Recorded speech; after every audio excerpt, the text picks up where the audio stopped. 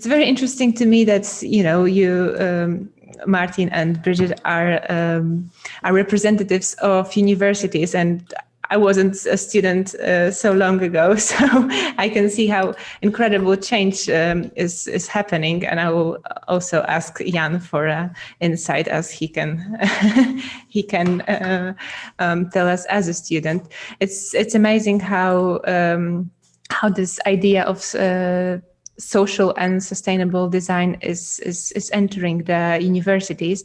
I was wondering, do you have any information or experience with how the students deal with their everyday job when they leave universities, and is this methodology applied afterwards? So, you know, how the theory looks in practice after the university, which is also always very interesting to me.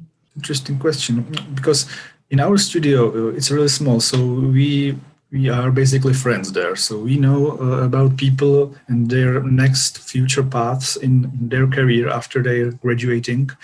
So basically our students, after the graduating, are doing their own graphical practice or work as a freelancers. So this is, I think, the main core of their work. In our studio, there is not many people who end in some, let's say, corporation or big studios. They usually work on their own stuff and work, for example, for cultural institutions or other things. And there are also some examples, because, for example, as I mentioned, there was Vítek Škop who as his diploma work made a educational platform which is using this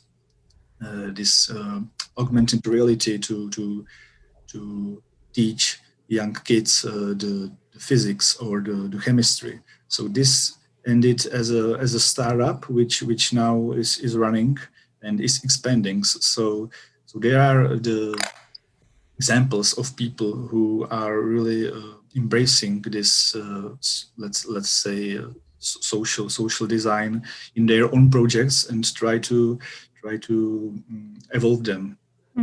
Did they manage to incorporate different experts from different expertise in their teams as well? Yes, of course.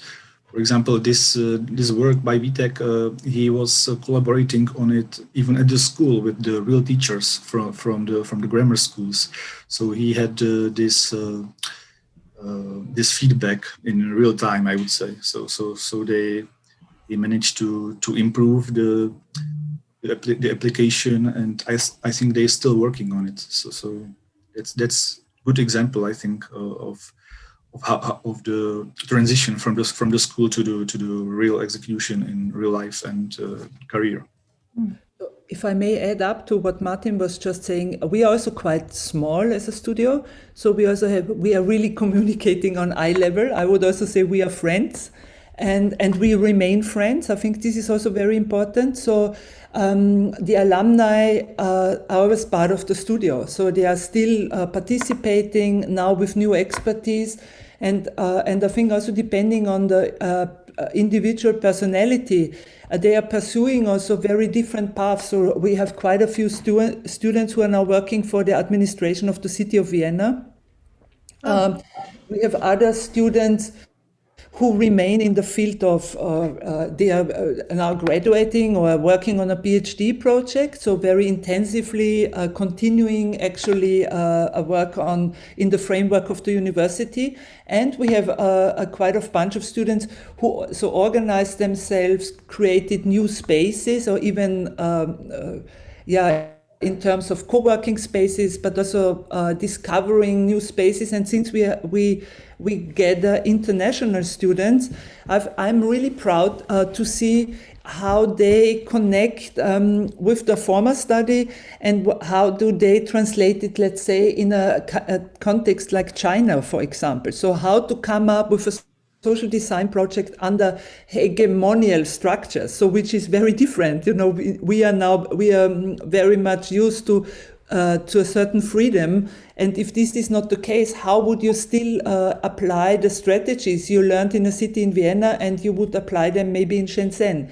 And what's again very important is how these international projects would be then reconnected with our program here. So this is why we always try to densen the network, to keep the communication alive, and to really bring the whole, we see ourselves, as I said already, it's not a discipline, social design, it's also how you see society and how you would like to want your projects be seen by others, and especially if you're working outside an art context. We are really working literally in the street, so, and we still have art, we still want to do art projects, so, but we want to be understandable by as many as possible. Exactly. And how do you do that? Because it's very it's great that students can work, for instance, in as you said, the city hall, right? Or yes.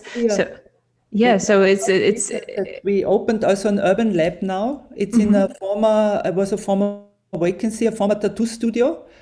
It's in one of the districts of Vienna, not the central district of Vienna, and there we just, this is why I didn't present it, because it's just under process since 2 weeks now. It's premiered, so to say, but now we somehow are literally in the street, and we are offering ourselves, and of course we are not presenting ourselves as university there, but we want to come up with the projects, and of course, it's also, you risk something if you do that as a university. But in the end, I think we profit so much from it, and we just, if we want to run a master's program on social design, we have to leave the safe bubble. And I think what is also important to mention is that our curriculum is also very innovative. So the students are focusing on one project in the semester. So this is all, so to say, all they have to do, but this is a full-time task. So and all the rest is open to them, but it's not obligatory. So they are really concentrating on this project, and so they have all the freedom and of course all the support we can give to them.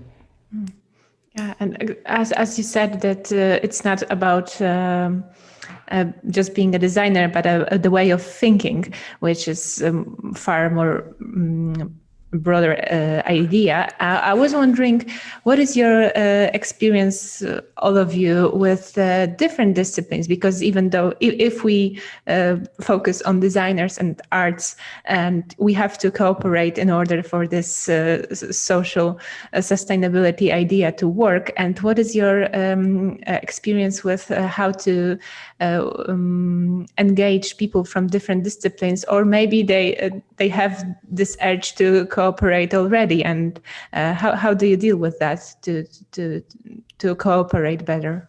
In that sense, I give a very wrong impression because I'm sitting here alone, but this is not actually the right, so to say, it's a bit a wrong representation of our studio, because I'm a part of a collective. And this collective is consisting of artists, of designers, architects, people coming from social sciences, me coming from theory. So we are very mixed and hybrid group, and as are the students. So also the students have backgrounds in architecture, in design, product design, landscape design, urban planning, so political sciences. So this is very broad and wild, and this is what we all bring in, and this is why we really emphasize on this mutual and learning. So this learning from each other across disciplines, across generations, across cultures, and I think this is all what we try to come up with and what we try to share. And this is why, for me, it was so important to emphasize in the presentation that we want to avoid the least common denominator, because we also want to, it's not finding a common ground, because this might be too small for us. But it's about reflecting, and it's about also sharing also sort of a political and critical standpoint. Yes, that's nice. I have to agree. I have really same experience from our studio, or very similar, because it's a space where are meeting people with really different backgrounds. So, and that's fantastic, because you can see there, like, for example, some Orthodox graphic designer, and next to him there is some man who is a programmer, and they meet on the one platform, which is our studio.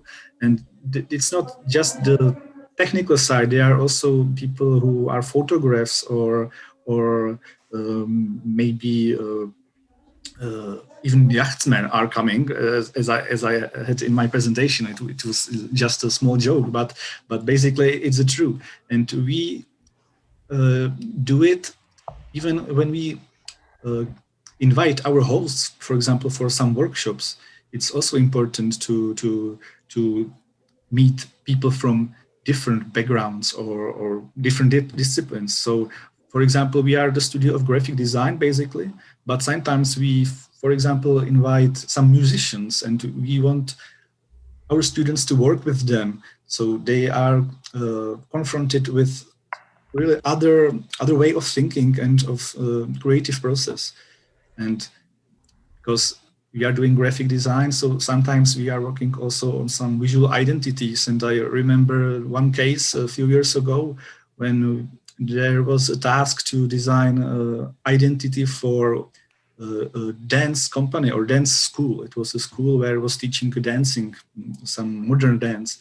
So the students were forced to get some lessons of dance, which was really funny, because just imagine some people who work mainly behind some computers, and then they never had the experience of dancing, and now they had to try it somehow and meet the people for which they are doing the design. So it's very important.